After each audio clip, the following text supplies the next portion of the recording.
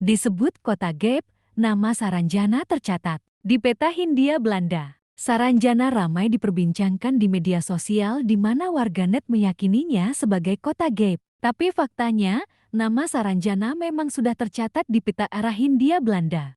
Rumor Saranjana sebagai kota gaib sebenarnya sudah lama ada di masyarakat. Namun, diskusi mengenai Saranjana ini kembali memanas setelah seorang wisatawan mengunggah foto dengan latar siluet kota megah. Foto itu lantas viral sebab wisatawan tersebut mengaku hanya melihat hutan di belakangnya, bukan kota seperti yang muncul pada foto yang diambil pada malam hari itu. Banyak orang kemudian bertanya-tanya soal eksistensi Saranjana. Tak sedikit yang memandang Saranjana hanyalah kota fiktif. Sementara yang lain berpandangan bahwa Saranjana merupakan kota tak kasat mata yang dihuni jin. Berdasarkan cerita dari mulut ke mulut, Saranjana ini merupakan kota maju di mana di dalamnya terdapat berbagai teknologi canggih. Sebut saja penggunaan mobil terbang hingga berdirinya gedung-gedung pencakar langit.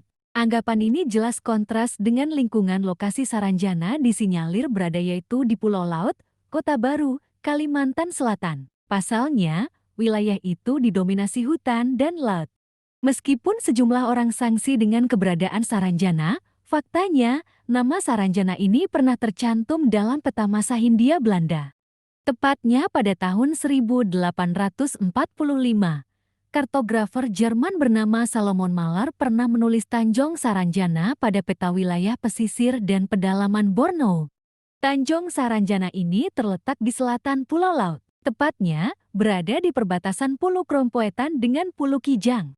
Selain peta bikinan Mahler, sumber lain yang memuat Saranjana adalah Kamus Statistik Geografis Hindia Belanda yang ditulis Peter Johannes Vys. Pada 1869, Vys menulis, Saranjana, bagian selatan Pulau Laut, yakni pulau yang terletak di Tenggara Borneo.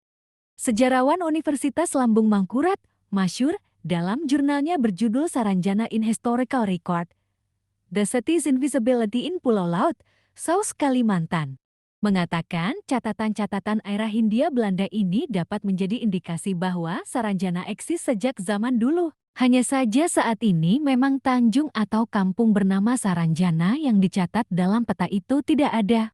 Legenda Saranjana dan mitos soal kota impian. Ia pun menjelaskan kaitan Saranjana sebagai kota gaib dengan legenda penciptaan Gunung Sebatung. Dulunya, wilayah Pulau Laut ini dikuasai Kerajaan Halimun yang dipimpin Raja Pakurindang. Raja Pakurindang ini memiliki dua anak yang sering bertengkar bernama Samburanjana dan Sambu Batung. Raja Pakurindang ingin menyudahi pertikaian kedua putranya dengan membagi wilayah kekuasaan. Sambu Batung menguasai alam manusia yang kemudian menjelma menjadi Gunung Sebatung. Sementara Samburanjana kemudian membangun kota Saranjana di alam gaib.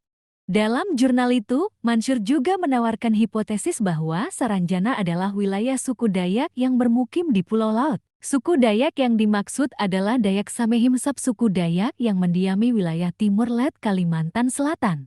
Berdasarkan sumber lisan, kerajaan mereka dikenal dengan nama Nan Saruna yang dirusak oleh pasukan Jawa yang dipanggil dari Marajampahit atau Majapahit. Kesimpulan hipotesis ini, Kerajaan Saranjana muncul sebelum 1660-an atau sebelum abad ke-17 Masehi. Kepala suku adalah Samburanjana. Hipotesis lain dari Mansur adalah bahwa Saranjana sebagai kota impian. Dasar hipotesisnya bermula dari sejarah Pulau Laut yang pernah dikuasai bangsawan Kesultanan Banjar yang bernama Pangeran Purabaya. Pangeran Purabaya merupakan bangsawan awal yang membangun Pulau Laut. Hanya saja, belum tuntas pembangunan, ia memberontak namun berhasil ditumpas.